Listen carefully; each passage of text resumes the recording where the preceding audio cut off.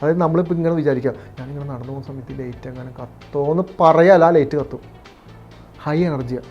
പേടിക്കുന്ന ഒരു കാര്യം സംഭവിക്കും, വിശ്വസിക്കുന്ന ഒരു കാര്യം സംഭവിക്കും നമ്മുടെ ജീവിതത്തിൽ. പക്ഷേ പേടിക്കുന്ന കാര്യമായിരിക്കും കൂടുതൽ സംഭവിക്കുന്നത്. കാരണം അതിന് തീവ്രത കൂടുതലാണ്.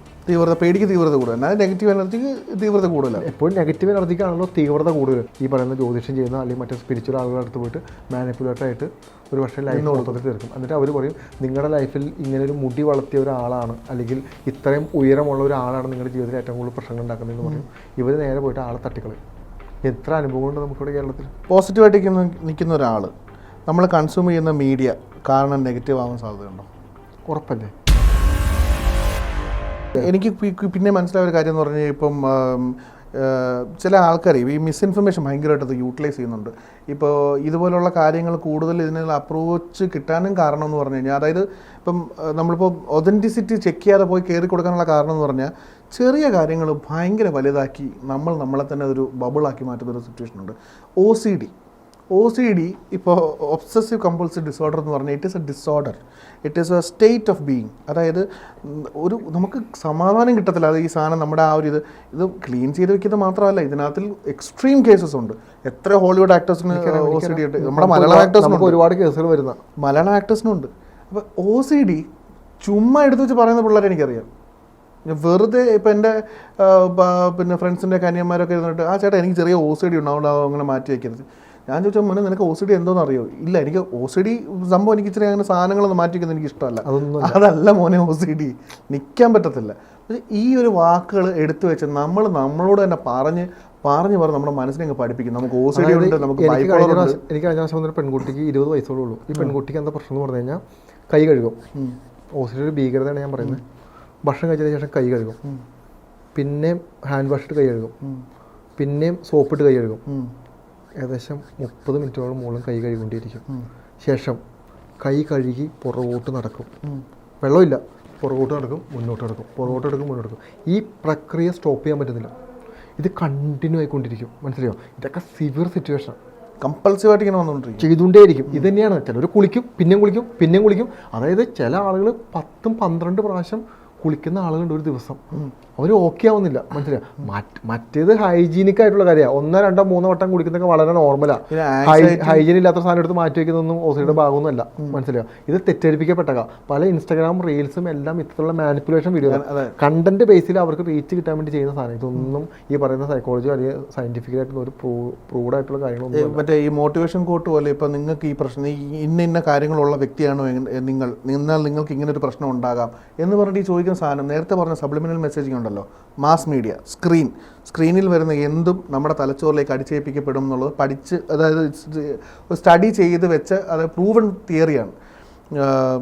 സേ ഫോർ ഇൻസ്റ്റൻസ് ഞാൻ പറഞ്ഞുതരാം, ഓവറായിട്ട് ഹൊറർ പടം കാണുന്ന ആൾക്കാർക്കും ഓവറായിട്ട് വയലൻസ് കാണുന്ന ആൾക്കാർക്കും എന്തായിരിക്കും ഒരു mind set according to you? ഒന്ന് ഞാൻ പറയുന്ന കാരണം എന്ന് പറഞ്ഞാൽ after this I tell you. Okay, പൊതുവേ ഇവർക്ക് ഇമോഷൻ ഫീൽ ചെയ്യാൻ പറ്റില്ല എന്നുള്ള മറ്റുള്ളവരുടെ ഹൊററും വയലൻസും കാണുന്ന ആളുകളുടെ ഒരു സ്റ്റാർട്ടിങ് ഇഷ്യൂ ആണ്. മറ്റൊരാളുടെ ഇമോഷൻ ഫീൽ ചെയ്യാൻ പറ്റില്ല. എന്ത് കാരണം എന്ന് പറഞ്ഞു കഴിഞ്ഞാൽ അവർ കൂടെ അളവിൽ നമ്മളിപ്പോൾ ഒരു വ്യക്തി ഒരു ആക്സിഡൻറ്റ് പറ്റി നമ്മുടെ മുന്നിൽ കിടക്കാം. നമ്മുടെ ജീവിതത്തിൽ ആദ്യമായിട്ട് കാണാം ഒരു വ്യക്തിയുടെ ശരീരത്തിൽ നിന്ന് ചോര വരുന്നതും അവയവങ്ങൾ പുറത്തു പോകുന്നതൊക്കെ.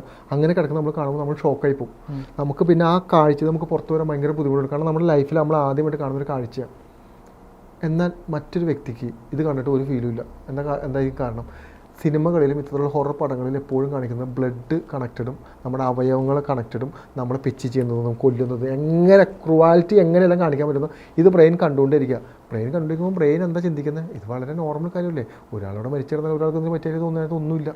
പക്ഷേ പലരും പറയുന്നത് വയലൻസ് ഓൺ സിനിമ കാണുന്ന ആൾക്കാരെ അഫക്റ്റ് ചെയ്യില്ല എന്ന് പറയുന്ന ഒരു വിഭാഗമുണ്ട്. അതുകൊണ്ടാണ് ഞാൻ പറഞ്ഞത് there is a lot of studies. അതായത് ഇപ്പോൾ 1967 സമയം തൊട്ട്. പിന്നെ വേറെ പ്രശ്നമുണ്ട്, ഇവർക്കെല്ലാവർക്കും സെക്ഷുവാലിറ്റിയിൽ ഭയങ്കര ഫാൻറ്റസീസ് വരും. ആ ഫാൻറ്റസീസ് എപ്പോഴും പെയിൻഫുൾ ആയിരിക്കും. പെയിനിലൂടെ എങ്ങനെയാണ് സാറ്റിസ്ഫാക്ഷൻ കിട്ടുക എന്നുള്ളൊരു തിങ്കിങ്ങിലോട്ട് ഇവർ പ്രോസസ്സിലോട്ട് കിടക്കും. അതൊക്കെ അസ്ഫിക്സിയേഷൻ എന്ന് പറഞ്ഞൊരു സാധനമുണ്ട്. ഈ പറഞ്ഞ ബ്രീത്തിങ് നമ്മൾ കൺട്രോൾ ചെയ്തിട്ട് സെക്ഷുവലൈസ് ചെയ്യുന്നൊരു സാധനമുണ്ട്. നമ്മുടെ കഴുത്തിനുള്ള ഇത് ഇങ്ങനെ കടുപ്പ് അസ്ഫിക്സിയേഷൻ എത്രയോ പേര് മരിച്ചിട്ടുണ്ട് അതിനകത്തിൽ. അത് ഈ പറഞ്ഞ സാധനം ഞാൻ ഒന്നുകൂടെ ബൂസ്റ്റ് ചെയ്ത് പറയായിരുന്നു അതിൻ്റെ കാര്യം. അതെ. അപ്പോൾ ഇത് ഇത് ഇത് ഭീകര പ്രശ്നമായി. പക്ഷേ ഇവർക്കൊരു പ്രശ്നം എന്താ സംഭവിക്കണമെന്ന് പറയുമ്പോൾ ഇവരെപ്പോഴും ഒരു ഫാൻറ്റസി വേൾഡിലായിരിക്കും എപ്പോഴും ജീവിക്കുന്നത്. ഈ ഹൊറർ പടങ്ങളും ഇത്തരത്തിലുള്ള പടങ്ങളും കാണുന്ന എല്ലാവർക്കും അല്ല ഞാൻ പറയുന്നത്, കുറച്ച് ആളുകൾക്ക് ഇവരിത് ഇട്ടിക്കും. അതായത് നമ്മളൊരു സിനിമ കണ്ടിട്ട് നമുക്കൊരു കൂടി ഇമോഷൻ, ഇപ്പോൾ ഒരു ഭയങ്കര ഇമോഷണൽ സിനിമകൾ നമ്മൾ തിയേറ്ററിൽ പുറത്തേക്ക് ഇറങ്ങുമ്പോൾ നമുക്ക് ആ സങ്കടം നമ്മളെ വിട്ടുപോകില്ല. പക്ഷേ മനുഷ്യൻ്റെ ഒരു പ്രത്യേകത, ബ്രെയിൻ്റെ ഒരു പ്രത്യേകത എന്താണെന്ന് പറഞ്ഞു കഴിഞ്ഞാൽ കണ്ടിന്യൂ കിട്ടിയാൽ മാത്രമാണ്, അതായത് 2-2.5 മണിക്കൂറല്ല, കുറേ നാൾ കണ്ടിന്യൂ കിട്ടിക്കഴിഞ്ഞാൽ മാത്രം ബ്രെയിൻ അത് എടുക്കുകയുള്ളൂ. 2-2.5 മണിക്കൂർ കിട്ടിക്കഴിഞ്ഞാൽ ഇമോഷൻ ഒരു അത്രത്തോളം സമയം എടുത്താൽ ഇമോഷൻസ് മുഴുവൻ റിലീസാവും. എന്നാൽ ചില ആളുകൾ അത് റിലീസാക്കില്ല. ആ കണ്ട സാധനം ഹൊറർ ഉള്ളിലോട്ട് എടുക്കും, പിന്നെ ഇവർ അതുമായിട്ട് കണക്റ്റഡ് ആക്കും. എന്നിട്ട് കണക്റ്റഡ് ആക്കിയിട്ട് ഇവർക്ക് ചുറ്റും ചിലപ്പോൾ പാരാനോർമൽ ആക്ടിവിറ്റീസൊക്കെ സംഭവിക്കും. ഇത് ഇവർ വിശ്വസിക്കും. ഒരു മനുഷ്യന് പ്രശ്നമുണ്ട്, എന്ത് വിഷയമാണോ നമ്മൾ പേടിക്കുന്നത് ആ വിഷയം നമുക്ക് ചുറ്റും സംഭവിച്ചിരിക്കും.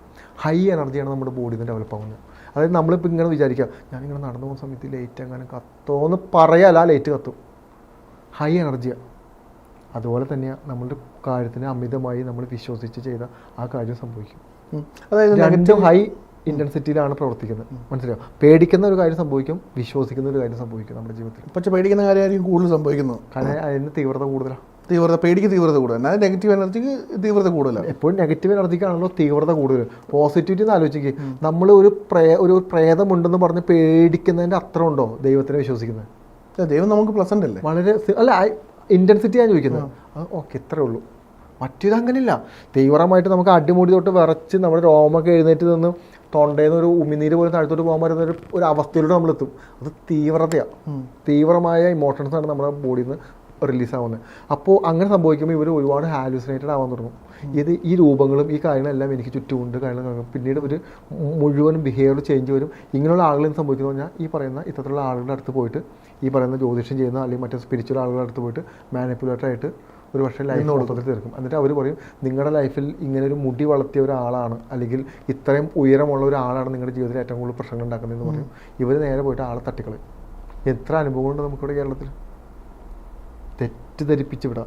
ഒരു ഡൗട്ട് വെച്ചോട്ടെ, പോസിറ്റീവായിട്ട് നിൽക്കുന്ന ഒരാൾ നമ്മൾ കൺസ്യൂം ചെയ്യുന്ന മീഡിയ കാരണം നെഗറ്റീവ് ആവാൻ സാധ്യതയുണ്ടോ? ഉറപ്പല്ലേ. നമ്മളെന്ത് സ്വാധീനിക്കുന്നുള്ളത് ഭയങ്കര ഇമ്പോർട്ടൻ്റ് ആണ്. അപ്പോൾ നമ്മൾ പോസിറ്റീവായിട്ട് നിൽക്കുമ്പോൾ നമ്മൾ സ്വാധീനിക്കാൻ സാധ്യതയുണ്ടോ? രണ്ടും ഉണ്ടല്ലോ, രണ്ട് നമ്മൾ സ്വാധീനിക്കുമല്ലോ. അതാണ് ഞാൻ പറയുന്നത്. ബ്രെയിന് യെസോർണോ ഇല്ല. ബ്രെയിൻ എപ്പോഴും ഒരു സാധനം ഫിൽറ്റർ ഇല്ല. എങ്ങനെ ഫിൽറ്റർ കൊടുക്കാൻ പറ്റും? നമ്മളിത് എവിടെ ഇട്ട് കൊടുക്കാൻ പറ്റും? നമുക്ക് ആകെയുള്ളൊരു ഫിൽറ്റർ എന്ന് പറഞ്ഞാൽ ഒരു നാരോ മൈൻഡായിട്ട് ക്രിട്ടിസൈസ് മാത്രമേ ഉള്ളൂ. ക്രിട്ടിസൈസ് ഒരു പക്ഷേ വളരെ ലൈറ്റ് ആയിരിക്കാം. ക്രിട്ടിസൈസം ഉള്ളത് കൊണ്ട് മാത്രമാണ് നമ്മളൊരു പക്ഷേ സബ് കോൺഷ്യസിൽ നിന്ന് കോൺഷ്യസിലോട്ട് ഇത് കണക്റ്റ് ആക്കാൻ പറ്റാത്തത്. അപ്പം നമ്മൾ എന്ത് കാര്യം സ്ഥിരം കണ്ടുകൊണ്ടിരിക്കുന്നു. ഒന്നും വേണ്ടാന്നേ, ഒരു ദിവസം രാവിലെ എഴുന്നേറ്റിട്ട് പറയാം, എനിക്ക് നാളെ വൈകുന്നേരം 6 മണിക്കുള്ളിൽ എനിക്ക് പനി വരുന്നു. ഒരു 10 പ്രാവശ്യം തീവ്രമായിട്ടൊക്കെ ചിന്തിച്ചു നോക്കി, പനിയുടെ ലക്ഷണങ്ങൾ കാണിക്കാൻ തുടങ്ങും നമുക്ക്. നമ്മൾ മാത്രമല്ല, വേറൊരു കാര്യം ഞാൻ ചോദിച്ചില്ല. ഒരു 10 പേര് അല്ലെങ്കിൽ നമ്മുടെ ഒരു ഗ്രൂപ്പ് ഓഫ് ആൾക്കാരെ നമുക്ക് അറിയാവുന്ന ആൾക്കാർ നമ്മളോട് ഡെയിലി പറഞ്ഞുകൊണ്ടിരിക്കുക, നിനക്ക് ഇന്ന അസുഖമുണ്ട്, നിനക്ക് ഇന്ന അസുഖമുണ്ട്, നിനക്ക് എന്തോ പ്രശ്നമുണ്ട്, നിനക്ക് ആങ്സൈറ്റി ഉണ്ടോ. ഇതിങ്ങനെ പറഞ്ഞുകൊണ്ടിരുന്നു കഴിഞ്ഞാൽ വിൽ സ്റ്റാർട്ട് ഡെവലപ്പിങ്, റൈറ്റ്? നമുക്കും അത് പതുക്കെ സെറ്റ് ആവില്ലേ? അതെ. നമുക്ക് ലാസ്റ്റ് തെറാപ്പി വയ്ക്കുന്ന ഒരു വ്യക്തി, ആ വ്യക്തിക്ക് 65 വയസ്സുണ്ട്. 65 വയസ്സ്. ഈ 65 വയസ്സായ വ്യക്തിയുടെ പ്രശ്നം എന്ന് പറഞ്ഞാൽ, പുള്ളി തെറാപ്പിക്ക് വന്നിരിക്കുന്നത് 65 വയസ്സായ വ്യക്തിയുടെ പ്രശ്നം എന്ന് പറഞ്ഞാൽ, ഒരുപാട് ബിസിനസ് ചെയ്തു, ഫെയിലറായി, റിലേഷൻഷിപ്പ് ഫെയിലറായി, ഒരുപാട് കാര്യങ്ങൾ സംഭവിച്ചു.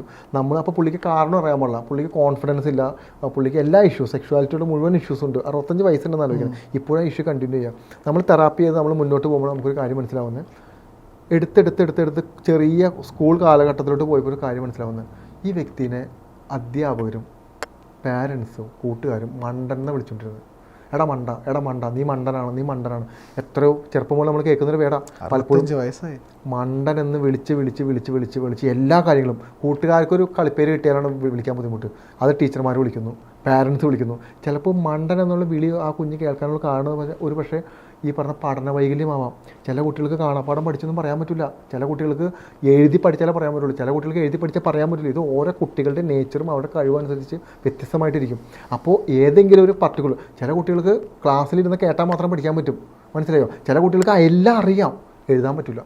എല്ലാം അറിയാം, പറയാൻ പറ്റില്ല. ഇതൊരു പഠന വൈകല്യമോ ആക്ച്വലി. ഇതിന് നമ്മൾ തെറാപ്പി ചെയ്ത് മാറ്റേണ്ട ഒരു വിഷയമാണ്. അവിടെയാണ് പണ്ട് കാലങ്ങളിൽ അധ്യാപകരും ഈ പറയുന്ന പാരൻസും എല്ലാം, എടാ നീ മണ്ടനാണ്, നിനക്കൊന്നും പറ്റില്ല, നീ മണ്ടനാണ് എന്ന് പറയുമ്പോൾ എന്ത് പറ്റും? എല്ലാ ക്ലാസ്സുകളിലും ഞാൻ മണ്ടനാണ്, ഒന്നും എഴുതാൻ പറ്റില്ല, കോൺഫിഡൻസ് ഉണ്ടാവില്ല, മറ്റുള്ളവരോട് സംസാരിക്കാൻ പറ്റില്ല, ഒരാളുടെ മുന്നിൽ പോയി പ്രസൻറ്റ് ചെയ്യാൻ പറ്റില്ല, മറ്റുള്ള എല്ലാവരും മാനിപ്പുലേറ്റ് ചെയ്യും. അപ്പോൾ എന്ത് സംഭവിക്കും? പിന്നീട് അവിടെ നിന്ന് അങ്ങോട്ട് റിലേഷൻഷിപ്പിൽ ഇഷ്യൂ വന്നു, ചെയ്ത ബിസിനസ് എല്ലാം ഫെയിലിയറായി, വിദ്യാഭ്യാസം പ്രശ്നമായി. എന്താ കാരണം? മണ്ടൻ എന്ന പറഞ്ഞ വിളി ആ വ്യക്തി വിശ്വസിച്ചു. ഞാൻ മണ്ടനാണെന്ന് ബ്രെയിൻ വിശ്വസിച്ചു. വർഷങ്ങളോളം എടുത്തു. മനസ്സിലായോ? അപ്പോൾ സംഭവിച്ചതെന്ന് പറഞ്ഞാൽ പിന്നീട് നമ്മളത് തെറാപ്പി ചെയ്ത് റിമൂവ് ചെയ്ത് കളഞ്ഞു ആ വിഷയം. അതിൻ്റെ ഇൻറ്റൻസിറ്റി കുറച്ച് കൊടുത്തു. അത് നമ്മൾ പറഞ്ഞ് മനസ്സിലാക്കി. അപ്പോഴാണ് റിയാലിറ്റി മനസ്സിലാവുന്നത്. എന്തുകൊണ്ട് ബിസിനസ് ഫെയിലിയറായി? ഞാൻ മണ്ടനല്ലേ. ബിസിനസ് തുടങ്ങും, മുന്നോട്ട് കൊണ്ടുപോകാൻ പറ്റുന്നില്ല. മുന്നോട്ട് കൊണ്ടുപോകാൻ പോകുമ്പോൾ ഈ മെമ്മറിയാണ് വരുന്നത്. അത് നമുക്ക് മനസ്സിലാവില്ല നമ്മളെന്താ ട്രിഗർ അടിക്കണമെന്ന്. അപ്പോൾ ഈ മണ്ടൻ എന്നുള്ള വിളിയും ഈ ബുദ്ധിയില്ലാത്ത വിളിയും ഒരുപാട് ലൈഫുകൾ തകർക്കും. അതായത് ഒരു കാര്യം ചെയ്യാൻ പോകുമ്പോൾ നമുക്ക് നമ്മളോട് അയ്യോ ഞാൻ മണ്ടനല്ലേ, ഞാൻ അബദ്ധം കാണിക്കുന്നുള്ള പേടി കാരണം പല കാര്യങ്ങളും ചെയ്യാതിരിക്കും. അപ്പോൾ എന്ത് പേടിക്കുന്നു? ബിസിനസ് ഡൗൺ ആവോ, ഫെയിലിയർ ആവോ, പേടിക്കുന്ന വിഷയം സംഭവിക്കും അവിടെ.